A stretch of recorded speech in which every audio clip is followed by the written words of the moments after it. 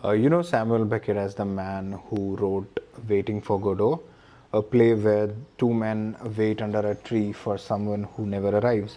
But what if I told you that wasn't even close to the most interesting thing about him? Because Beckett once survived being stabbed in the chest by a complete stranger on a Paris street. When he asked the man why he stabbed him, the attacker replied, "I don't know." It just summarizes everything that Beckett later used, like, in his writing, the utter randomness, the senselessness. Because to him, existence wasn't a puzzle to solve, it was a riddle that probably never had or will have an answer. And during World War II, when Paris was under Nazi occupation, Beckett didn't just sit and write. He joined the French resistance, carried coded messages, hid weapons. When the Gestapo caught on, he fled to a mountain village and spent 2 years hiding out, which is where he wrote What by candlelight.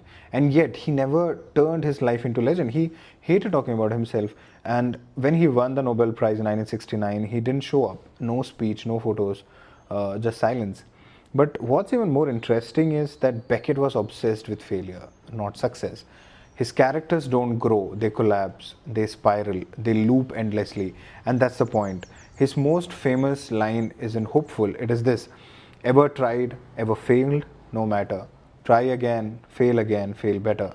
This wasn't a motivational quote, it was his worldview, a philosophy of persistence inside absurdity.